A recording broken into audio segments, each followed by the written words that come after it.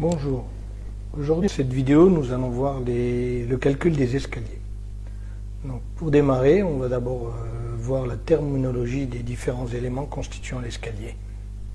Comme on peut le voir, cet escalier droit de type industriel, on peut diviser l'escalier en trois parties. Donc, il y a une partie porteuse que l'on appelle le limon, une partie qui va servir à gravir l'étage, donc ce sont les marches, et une partie qui va servir à protéger les personnes qui vont utiliser cet escalier, le garde-corps.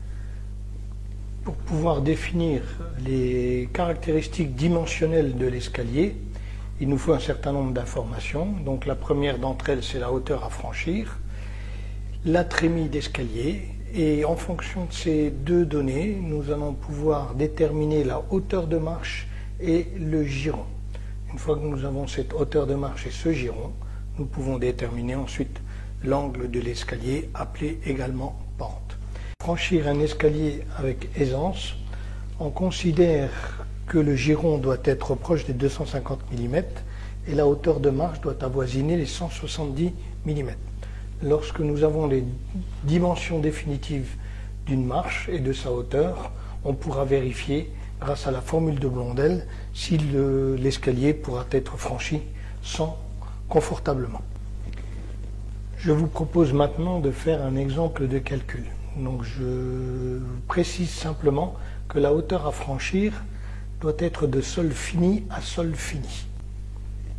Alors la hauteur à franchir dans mon exemple est de 2700 mm, c'est-à-dire d'1,70 m. Donc dans un premier temps, on calcule le nombre de hauteurs avec une hauteur théorique de marche d'escalier de 170 mm et l'on obtient 15,88 hauteurs. Donc ensuite, on refait le calcul en prenant 16 hauteurs de marche et donc on obtient 2700 divisé par 16, ce qui nous donne 168,75 mm de hauteur de marche. Et nous prenons un giron de 270 mm puisque nous n'avons pas de contrainte quant à la reculée. Avec les dimensions définitives de notre escalier, nous pouvons vérifier par la formule de Blondel si l'escalier pourra être franchi avec aisance. Il suffit pour terminer notre calcul de déterminer la pente de l'escalier et la reculée de celui-ci et vérifier l'échappée, qu'elle soit bien supérieure à 2 mètres. Merci et j'espère avoir été assez clair dans cette vidéo.